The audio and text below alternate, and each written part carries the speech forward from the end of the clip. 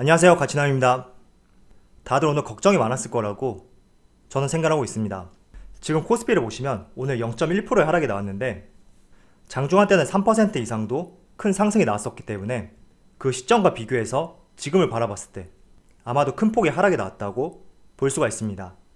그래서 오늘 3148포인트에 마감이 되었고요. 코스닥은 약 1.1%의 하락이 나왔고 976포인트에 마감이 되었습니다. 자, 그리고 삼성전자 오늘 약 2.5%의 상승이 나왔고 우선주도 4%의 큰 폭의 상승이 나왔습니다. 자, 삼성전자도 마찬가지로 단순히 상승만 놓고 본다면 강한 상승이 나왔다고 볼 수가 있습니다.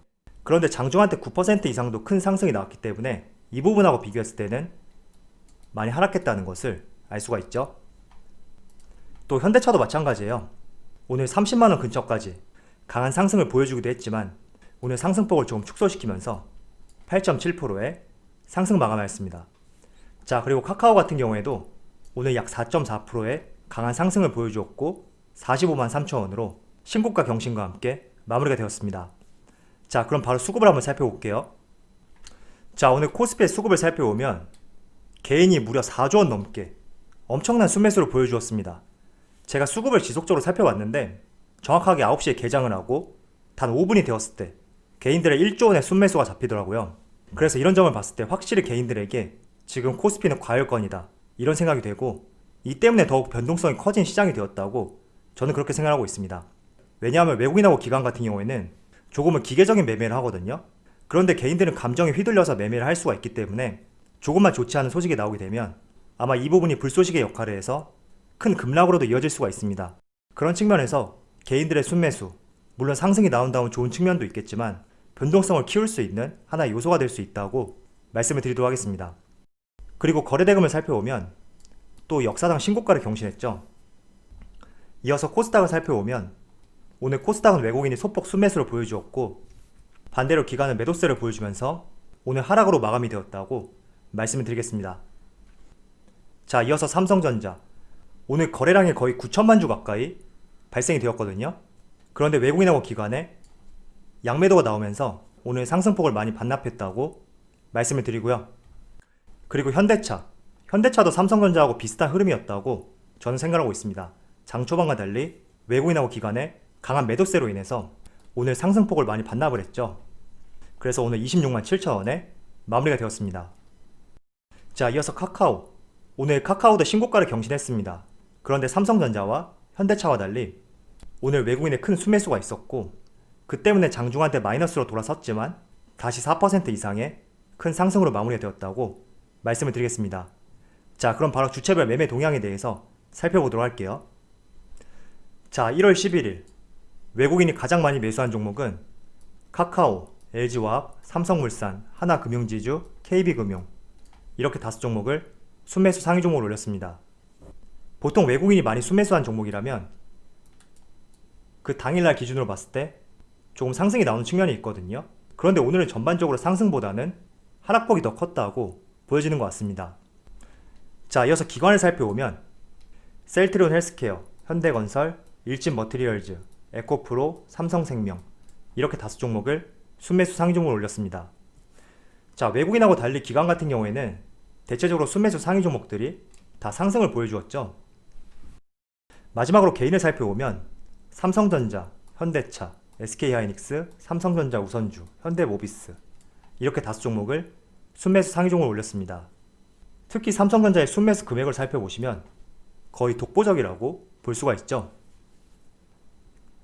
자, 제가 지금 촬영하는 시점이 장 종료 약 1시간 반 전인데 오늘 코스피하고 코스닥 특히 코스피 같은 경우에는 3.5% 이상까지도 강한 상승이 나오고 있었습니다. 그런데 장중한 때는 약 마이너스 1.8%까지 하락폭을 보여주었고 고점 대비 저점까지의 폭을 살펴본다면 거의 5% 이상의 큰 급락이 나왔다고 볼 수가 있습니다.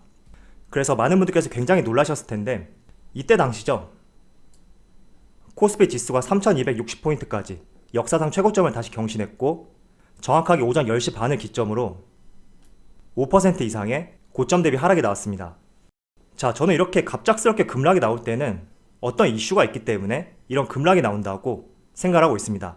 만약에 정말로 코스피 지수가 우리가 생각했던 단순한 고점, 그 고점에 대한 차익 매물이 나왔다면 장 초반에 상승 흐름을 바꿔가면서 이렇게 하락으로 연결되진 않았을 거예요. 때문에 어떤 이슈가 있기 때문에 이런 하락이 나왔을 거라고 먼저 말씀을 드리고, 저는 이럴 때마다 찾아보는 종목이 빅텍이라는 종목이 있습니다. 한번 차트를 볼게요. 자, 지금 빅텍이라는 종목을 보시면 거의 코스피 지수하고 완전히 반대되는 흐름이라는 것을 확인할 수가 있습니다. 그리고 시점을 한번 보시면 코스피 지수가 급락했던 순간이 오전 10시 반이었는데, 이 빅텍이라는 종목도 10시 반을 조금 넘는 시점에 이렇게 강한 상승이 나오고 있습니다. 물론 지금 촬영하는 시점에는 하락세가 나오고 있지만 어쨌든 코스피 코스닥 이 지수 흐름하고 빅텍 종목과의 역데칼코마니 흐름이 나온다는 것을 확인할 수가 있습니다. 자, 잠깐 보여드릴게요. 좌측이 빅텍 종목이고요, 우측이 코스피거든요. 제가 빅텍 종목을 그대로 차트를 돌려서 붙여 넣었습니다. 거의 코스피하고 동일한 모습을 볼 수가 있죠. 자, 그런데 빅텍이라는 종목은 전통적인 대북 관련주거든요. 그래서 어김없이 북한발 이슈가 나오게 된다면 빅텍이라는 종목은 강한 상승을 보여줍니다. 일봉 차트로 한번 확인해 볼게요. 자, 빅텍의 일봉 차트를 보시면 6월 15일 당시에 개성공단에 있는 연락사무소를 폭파했고, 그 때문에 주가에 큰 상승이 나왔습니다. 또 이어서 9월 24일이죠. 연평도 공무원 피격 사건 때문에 또 주가에 강한 상승이 한번 나왔습니다. 그리고 오늘은 북한에서 열병식 소식이 있었는데, 이 때문에 대북 관련주 빅텍이 좋은 흐름을 보여주었고, 반대로 코스피와 코스닥이 장중한테 5% 이상의 큰 하락세를 보여주었습니다. 자, 제가 지금 표시한 날짜에 여러분들이 직접 코스피의 하락폭을 한번 살펴보시면 6월 15일 같은 경우에는 약 7% 이상의 코스피 지수의 하락이 있었고, 또 9월 24일에는 약 4.5%의 코스피의 하락이 있었습니다. 자, 그래서 제가 드리고 싶은 말씀은, 사실 오늘 이슈 같은 경우에는 큰 급락으로 이어질 수 있는 그런 이슈는 아니었다고 생각하거든요. 북한이 미사일을 쏜다던가 핵실험을 했다던가 그런 이슈도 아니었는데, 새벽에 기습적으로 열병식을 했다는 그런 소식 때문에 오늘 코스피와 코스닥 큰 급락세를 보여줬다고 이 하나의 이슈로만 생각하진 않습니다. 저는 아마도 대북 이슈가 오늘의 하락을 부추길 수 있는 불쏘시개 역할을 하지 않았을까, 이렇게 생각하고 있거든요. 그동안 우리가 코스피 지수 너무 많이 상승했다는 그런 생각들은 다들 하고 있었을 거예요. 그런데 그동안 하락으로 연결되었던 다른 대북 이슈와는 다르게 그렇게 폭발적인 이슈는 아니었는데, 이런 대북 이슈가 터짐으로 인해서 그동안 차익 실현을 갈망했던 매수 주체들이 오늘 수익 실현과 함께 그 어느 때보다도 큰 하락을 불러일으켰다고 저는 생각하고 있습니다. 그래서 여러분들이 본격적으로 코스피 지수가 하락으로 반전되는 것은 아닌가, 이런 생각도 하실 거예요. 그렇지만 저는 코스피가 본격적으로 하락으로 전환하기 위해서는 우리나라 증시만 단독적으로 갈 수는 없다고 그렇게 생각하고 있습니다. 자, 글로벌 증시를 한번 살펴볼게요. 지금 일본 니케이 지수 오늘 2.3%의 강한 상승이 나오고 있고, 역사상 신고가를 매일 경신하고 있습니다. 그리고 차트를 보시면 지속적으로 상승이 나오고 있죠. 자, 그리고 대만 증시는 국내 증시하고 상당히 유사한 점이 있거든요. 같이 신흥국 시장으로 분류가 되어 있고, 또 IT를 기반으로 한 산업들이 많기 때문에 국내 시장과 가장 흡사한 시장이라고 볼 수가 있습니다. 그런데 지금 대만 증시를 보더라도 매일매일 역사상 신고가를 경신하고 있어요. 그리고 오늘도 강보합을 보여주고 있고요. 또 나스닥도 지속적으로 상승세를 보여주고 있죠. 지난주 금요일에 1% 이상의 상승을 보여주었습니다. 그리고 상해 종합, 중국 증시 같은 경우에는 조금 다른 모습이긴 하지만 그래도 최근 흐름을 보면 가파른 상승세를 보여주고 있다, 이렇게 볼 수가 있습니다. 자, 지금이 1921년도 아니고 이렇게 2000년을 넘어선 이 시점에서는 단독으로 우리나라 증시만 고점이기 때문에 하락한다, 이런 논리는 성립이 안 된다고 저는 생각하거든요. 그래서 정말로 여러분들이 고점에 대한 부담감이 있다면 코스피 코스닥 지수의 흐름을 살펴보는 것도 좋지만, 대만, 일본, 미국, 중국, 이어서 유럽까지 다양한 나라들의 지수 흐름에 대해서 한번 유심히 살펴보셨으면 좋겠습니다. 저는 그런 측면에서 오늘의 흐름에 대해서 제 결론을 말씀드리면, 글로벌 증시의 흐름을 봤을 때 오늘 유독 우리나라 증시만 하락세를 많이 보여주고 있잖아요. 그래서 이 대북 이슈가 오늘의 하락을 부추길 수 있는 불쏘시개 역할을 하였다, 이렇게 생각하고 있고, 전 세계 글로벌 증시를 봤을 때는 큰 하락세가 나오지 않고 있기 때문에 이런 하락이 단발적인 이슈에 그치지 않을까, 이런 생각을 조심스럽게 하고 있습니다. 그렇지만 오늘 여러분들이 하락폭을 보셨듯이 얼마든지 지수의 하락으로 연결될 수 있는 그런 변동성이 심한 시점에 왔다고 저는 생각하고 있습니다. 자, 그래서 정리해서 말씀드리면 글로벌 증시를 봤을 때는 특별히 하락을 부추길 만한 그런 이슈가 나오지 않았습니다. 때문에 오늘은 유독 국내 증시만 큰 하락이 나오고 있는데, 전적으로 북한 관련 이슈, 이런 이슈가 불쏘시개 역할을 했고 그 때문에 차익 실현을 갈망했던 많은 매수 주체들로 인해서 하락폭을 더 키웠다고 저는 그렇게 생각하고 있습니다. 자, 제가 하나 차트를 보여드릴게요. 여기 좌측의 차트를 보시면 이 빨간색의 코스피의 시가총액입니다. 그리고 검은색 선이 M2라고 되어 있죠. M2. 한마디로 총통화라고 불리는데 지난 2008년 글로벌 금융위기가 왔을 때 코스피 지수가 큰 폭의 하락을 보여주었고 그 직전 당시를 보았을 때 코스피 전체 시가총액은 국내 총통화량의 90%까지 시가총액이 올라왔다는 것을 확인할 수가 있습니다. 자, 그런데 지금 같은 경우에는 지난 2007년이죠. 이때 당시와 비교해도 총통화량이 많이 증가했다는 것을 확인할 수가 있습니다. 그래서 지난주 금요일 대비 현재는 약 80%가 조금 안 되는 수준이라고 자료가 보여주고 있는데 이러한 점을 보더라도 지수가 많이 상승한 것은 맞지만 통화량도 많이 늘어났기 때문에 단순히 코스피 지수가 고점이다 이렇게 생각하는 것은 조금 맞지 않다고 저는 그렇게 생각하고 있습니다. 단지 이런 점은 있죠.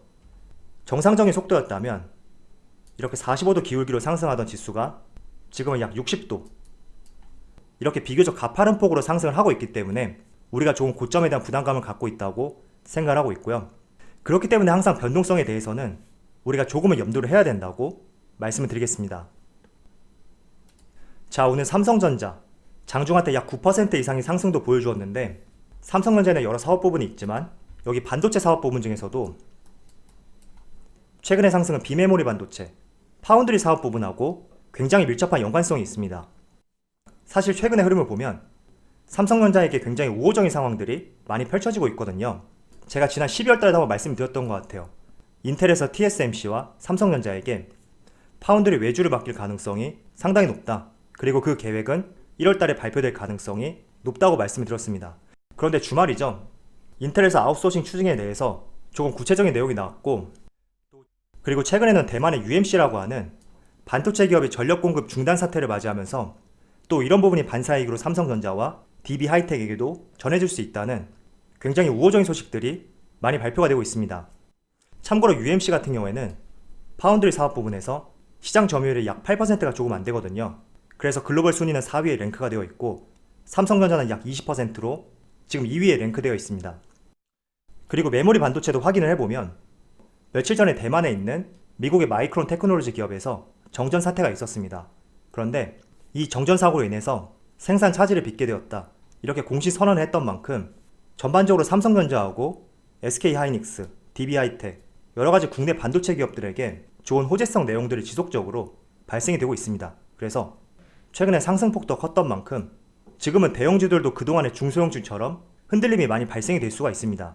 그렇지만 여러가지 주변 상황들을 봤을 때 저는 여전히 삼성전자에 대해서 굉장히 긍정적으로 생각을 하고 있습니다. 자, 그래서 결론 한번 말씀드려 볼게요. 여러분들이 지금 코스피 지수 단순히 숫자만 놓고 봤을 때 고점이다 이렇게 생각이 많이 될 거예요. 그렇지만 정말 고점에서 하락이 나오게 된다면 우리나라 증시만 큰 폭의 하락이 나올 수는 없거든요. 반드시 대만 증시라든지 미국, 일본, 중국, 유럽 같이 글로벌 증시가 동조를 해서 하락하는 장세가 나올 수밖에 없습니다. 그런데 오늘의 흐름을 봤을 때는 글로벌 증시의 흐름은 나쁘지 않았는데 단순히 우리나라 증시만 큰 폭의 하락이 나왔기 때문에 이러한 부분에 있어서 아마도 대북 이슈가 있었고 이 대북 이슈가 터짐으로 인해서 차익 실현에 대한 불쏘시개 역할을 하지 않았을까 저는 이렇게 생각하고 있습니다. 때문에 그렇다고 해서 여러분들에게 공격적인 투자를 하자 그런 의견보다는 누가 봐도 지금은 속도가 가파르기 때문에 변동성은 늘 발생이 될 수 있다고 저는 생각하고 있습니다. 자, 오늘 여러가지로 많이 불안했던 하루였을 거예요. 그래서 이런 불안한 마음을 조금 더 누그러뜨리기 위해서는 항상 고점 매수, 추격 매수, 내가 감당할 수 있는 비중보다 더 큰 비중을 실은 매매 이런 것들을 늘 자제하면서 우리가 시장을 바라볼 필요가 있다고 말씀을 드리겠습니다. 자, 그럼 오늘 영상에서 마치도록 하고요. 언제나 여러분들의 성공 투자를 기원하도록 하겠습니다. 감사합니다.